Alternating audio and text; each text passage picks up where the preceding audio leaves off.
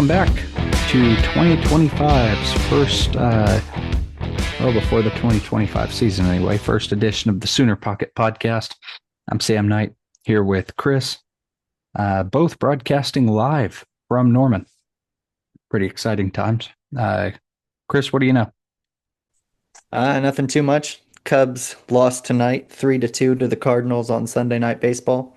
That was fun. Clearly kidding there, but no, just Bears played today some preseason football and uh, trying not to get too into it because it was mostly the scrubs out there playing. Tyson Bagent definitely showed why he's the backup quarterback and not the starter. But I'm excited. I'm excited for some OU football. I'm excited for some Chicago Bears football. I'm excited for football. Yeah, I hear that, man. End of summer, start of fall brings football. So it's going to be a good time. I saw the Bears today. You mentioned them playing against the Dolphins. Saw them get a goal line stand early in that game, reminding me of OU's goal line stand a couple seasons ago against Texas. Something that's funny. About that goal line stand today, the Bears had most of their scrubs in, and the Dolphins had most of their starters in. Tua Tagovailoa, you might have noticed, was the quarterback on that drive, and what's his name? Noah Sewell, I believe, our linebacker, second year out of Oregon. They just blew it up. Wasn't going to allow it.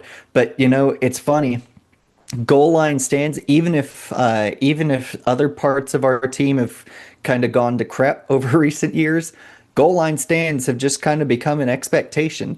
We got one against Texas in 2023. A few weeks later, we get one against Virginia. They had it fourth and goal at the 1. Tried a little shovel pass inside, didn't work. Last year against Auburn, they had it fourth and goal, I think, at the 1. We stuffed them there. Funny, all these were going on the broadcast from right to left, but it's just kind of funny how our defense is. We went from in the Alex Grinch days of just like they get in the 20 within the 20-yard line, they're gonna score, to you get inside the 1 yard line and you still might not score on our defense. Yep. I don't think anybody misses the days of speed D. Uh, I feel like we really bought into that for a minute. 240-pound defensive tackles. Yeah. Yeah. Uh, I don't know what to make of that one.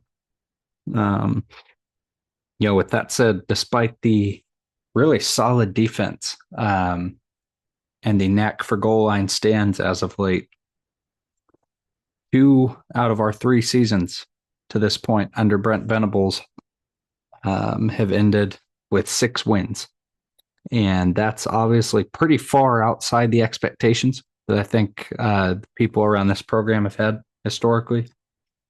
We showed a lot of life 2 seasons ago, and last season, the inaugural year in the SEC, a really poorly coached offensive personnel group and some injuries. I mean, it just really set us back.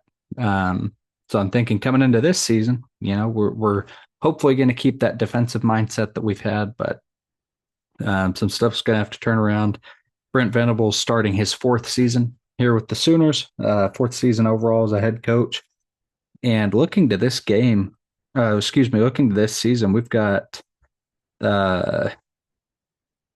we got 7 games at home this season. The bulk of our SEC schedule is at home. We get Auburn, we get Ole Miss, we get Missouri, we get LSU. And then out of conference, we get the big advantage of playing Michigan here at our home field. So I think definitely some good things, some things to be excited about that will hopefully set us up. Having Ben Arbuckle there as the offensive coordinator now, bringing along his quarterback, John Mateer, best one available in the transfer portal when we got him. So curious to hear what your thoughts are on the degree to which Oklahoma will be kind of a revamped team this year, especially on the offensive side of the ball. Is it going to be a big kind of shocking difference year over year, or are we looking at maybe an incremental thing that's going to last a couple seasons? What are you thinking? I think it would be very hard to not be drastically better than we were last year. That when you're down, you're starting six receivers for most of the season. When you're down all of your starting offensive linemen for the season, when you have a quarterback who's just not doing well, when you have a room full of running backs who are all hurt and averaging a yard per carry, it's hard to do much worse than that, and it's hard to duplicate that again. Believe it or not, as big of a defensive mind as Brent Venables is and as smart as he is on the defensive side of the ball, something I've noticed is that he wants an aggressive offense. His first season, 2022, yes, we went 6-7. Looking back at hindsight, 6-7 was kind of a blessing. It could have been a lot worse. We really did not have much going for us. And he got that signature win against Oklahoma State. Got a big win against Nebraska the week after Scott Frost got fired. I mean, he put together some nice games, but there was a lot working against him there. But we had a great offense in 2022. The only games where we didn't play well offensively were the games where Dylan Gabriel was out. Texas, TCU comes back the next week against Kansas, who I think was ranked for a period that year. Heck, they were ranked when we played them, and we put up over 50 points. 2023, we had the blunders against Kansas and Oklahoma State, but our offense, we complained about it at the time. What I wouldn't have done to have that offense back last year. But the offense was really good for most of 2023. Offensive line playing well. Gavin Sawchuk running wild. Receivers open almost every play. Uh, Last year, we of course had a terrible offense, but then look at what we brought in this year. Look at what Brent Venables brought in this year. He brought in Ben Arbuckle, who had head coaching offers, including the school he was already at, West Virginia. Washington State wanted Ben Arbuckle to be their head coach. They offered him either the job or they offered him an interview, and he ended up turning it down. He had head coaching offers from other schools. I'm sure there were other SEC schools that would have wanted him as the offensive coordinator. We got him. John Mateer, who played himself into Heisman-ish conversations last year. I think the team kind of kept him from fully achieving those. John Mateer is one heck of a quarterback. He's a gunslinger. We brought him in. We brought in Giovanni Gibson. We brought in Isaiah Satania. We brought in Jaden Ott. Brent Venables, despite his defensive philosophy, very clearly wants an explosive offense. He wants an offense that paired with his defense can put the game away in the first quarter. And I don't know if they're going to be at that level quite yet, but I think they're going to be drastically improved, especially on the offensive line. It would be hard to get much worse than they were last year. But when you look at some of the guys we brought in, five-star Michael Fasusi, four-star Ryan Foje, who guard and tackle combination there. I think Fasusi's the tackle, Foje's the guard. Foje might be start. According to a lot of the beat writers, he might be starting in week one against Illinois State. And I tell you, defensively, we all know that Brent Venables is salivating over that game plan for week two against Michigan because he's going to be going up against a true freshman. He's planning to go up against a true freshman quarterback in Bryce Underwood. Yes, he was a five-star, and he might play like a five-star, but he's going to be a true freshman in his first road game in Norman. So, offense Yeah. overall, I think they're going to be aggressive, and I think they're going to have a great defense to complement them. Well, I'm with you. Largely, I don't think the offense could really be much worse than it is last year. So I'm going to read you some numbers here. 2023 compared to last year. So last year compared to 2023, we lost 17 points per game. 2023, we averaged 41.7 points a game. Last year, we averaged 24. Yardage last year dropped by 170 yards a game. Our sacks that our offensive line allowed went up by 30. We allowed 20 sacks all of 2023 and allowed 50 sacks last year. And, thanks largely to the performance against Tennessee, I'm sure, and against South Carolina, our turnover margin last year was 0. We had a +6 turnover margin in 2023 and +7 in 2022. We were at a flat 0 last year. So the offense really doesn't have anywhere to go but up with Arbuckle and Mateer. I don't see any way that with those two we are at the same level as last year or any worse. What really comes into play is it going to be enough to power us through our schedule? So looking at the front half of the season, so leading up to Texas, I think it is very likely, I'm not going to say certain, but I'm going to say very likely that we go into Texas 5-0.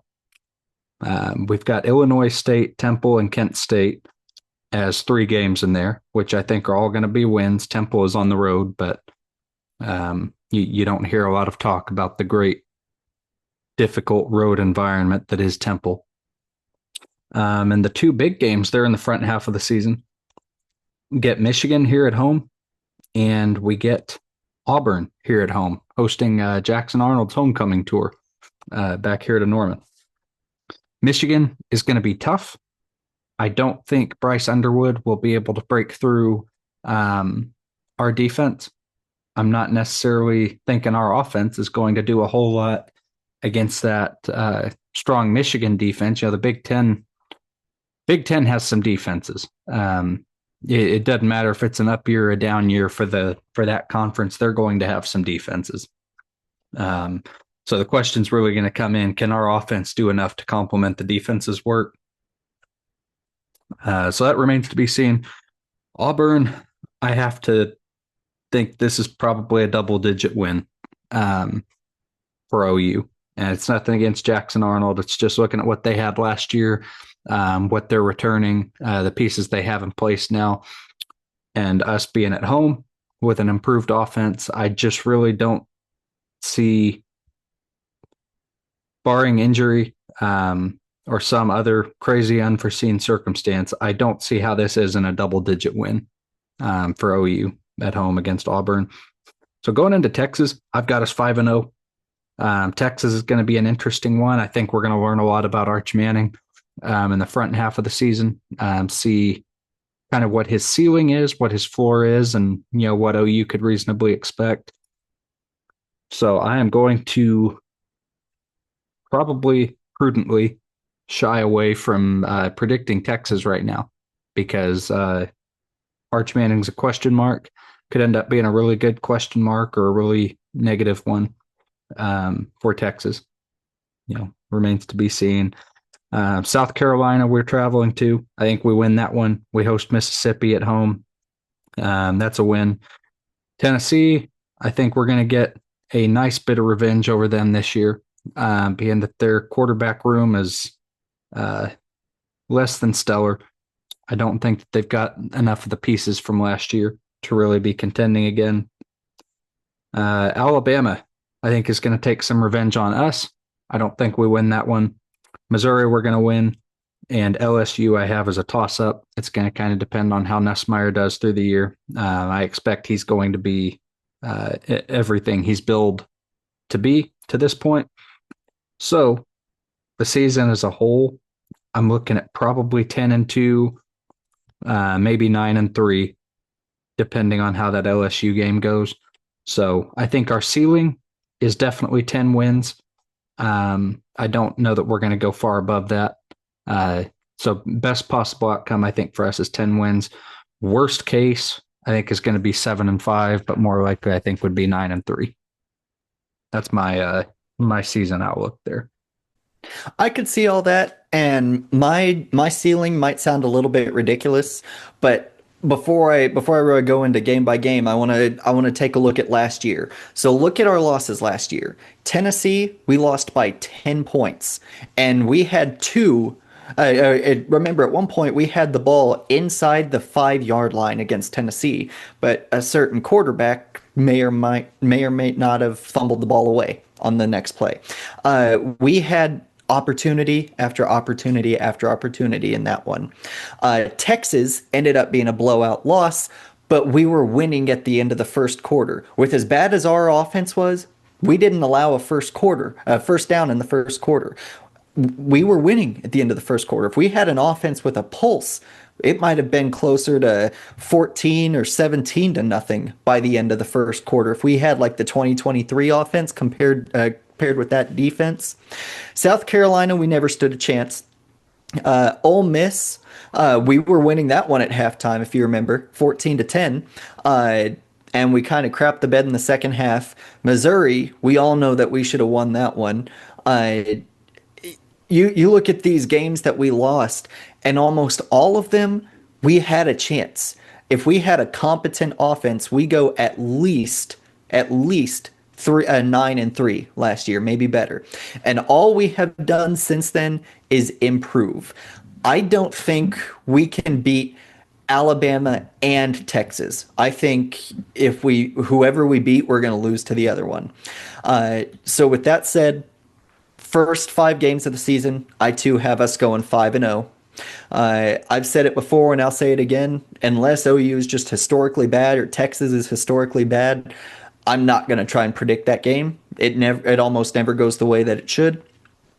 South Carolina, I don't think that'll be an easy game for us at all. They're keeping Lenora Sellers. They have a lot of playmakers back there, and it's going to be at South Carolina. Texas A&M last year learned why that's a daunting task. They got whipped at South Carolina. Ole Miss, I think they just kind of have too many question marks right now. They lost Jackson Dart. They lost a lot of their best defenders. I think Walter Nolan is gone. They lost a lot of their secondary. They lost a lot. And so they're kind of a question mark. Tennessee without Nico Iamaleava, which he was a letdown in his own right last year, but then he got replaced with the UCLA quarterback who got benched halfway through last season. So I don't know. I don't think Tennessee has what it takes to beat us. It's going to be tough because it's at Neyland, which if you remember the last time we played there, we were the better team. We went to the playoffs that year, but it took us 2 overtimes to beat them. And that was in the Butch Jones days. Like I said, Texas and Alabama, we're going to beat one of them. We're not going to beat the other. I'm more inclined to think that we can beat Texas and not Alabama. But Missouri, we're going to whip them. And LSU, Garrett Nussmeier is apparently dealing with some type of injury right now. I can't remember what. It's not a season ender or anything like that. He should be playing all season. But also there's the Brian Kelly factor. Brian Kelly is going to find a way to crap the bed every season. It's going to be senior day. OU is hopefully going to be making an SEC championship push, college football playoff push. I think it's going to be hard for OU to not go into that game treating it like the most important game of the year. I think our ceiling is 11-1. I think if we play our best football, we could go 11-1. Heck, if we really play our best football, we could go 12-0. I just don't see that happening. 11-1 is our ceiling, and I have 7-5 is our floor. Just because if we have poor production, if we have a whole bunch of injuries like we did last year, we're not surviving that schedule. Hopefully, we can work our way into at least the quarterfinal of the college football playoff, whether that's via bye week or via a win in the first round. I don't care as long as we're in the quarterfinal. I think that would be a nice little notch on the resume. When it comes to just our toughest game this season, believe it or not, I think it's going to be South Carolina. We don't have a bye week after Texas, and we all know how OU usually plays after the Texas game. It's seldom a good week after Texas, and we're going to be going up against a very good South Carolina team in South Carolina. So I have that as our toughest game of the season. But ceiling 11-1, floor 7-5. Yeah, the interesting thing about South Carolina, under Venables, OU has been a terrible road team. Terrible. We are 7-13 outside of Norman under Venables, which is basically winning a third of our games. And that includes Texas. It's just general outside Norman, not just true road games. But yeah, we're a bad road team under Venables to this point. I'm hoping that corrects this year. Again, we've got the bulk of our conference schedule at home, which is a bonus. But total on the season, we've got 5 games outside of Norman.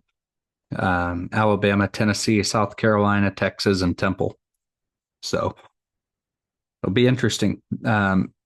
Looking to week 0 real quick before we wrap up. Kansas State and Iowa State. I'm taking the Wildcats in this one.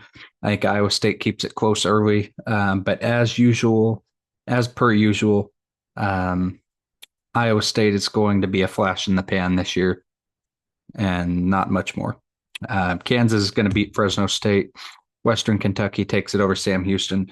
And Stanford will go to Hawaii, and they will be leaving with a victory, I think, for that short-ish plane ride back to Cal. I don't actually know how short the plane ride is back to California. Seems like it would be reasonably short, but I guess I don't know. So kind of talking out of my butt there on that one. But those are my picks for week 0. Give yours real quick, and then we will wrap this one up. Believe it or not, if Stanford beats Hawaii, that would be an upset. Hawaii currently sits as a 2-point favorite. I've got Kansas State beating Iowa State. Both Chris Kleiman and Matt Campbell have some tough teams, but I think Avery Johnson is just going to be better than Rocco Becht. I think Kansas State has the better surrounding cast, and Iowa State has a few flashes in the pan. UNLV, I think, is going to have the marching band taking snaps in the second half against Idaho State. Kansas, they're a 2-touchdown favorite over Fresno State. And I feel like Fresno State is kind of a tricky team to predict over the last few years. They'll either be really good or really not. So I think that one will probably come down to the final play, but I've got Kansas winning that one. Western Kentucky beating Sam Houston. And I've got Stanford pulling off the upset over Hawaii. I think we'll see the Andrew Luck effect really going in. That's fair. That's fair. All right. Well, we will be with you guys on Wednesdays and Sundays this season. Sunday will be a post-game review of Saturday's OU games. And then Wednesday will be a look at the week ahead, the week that was and the week ahead. So going to be a good season. We'll be back with you guys after week 0, the Wednesday after week 0, looking ahead to the first game of the Sooners football season. As always, stay safe, and Boomer Sooner. Boomer Sooner.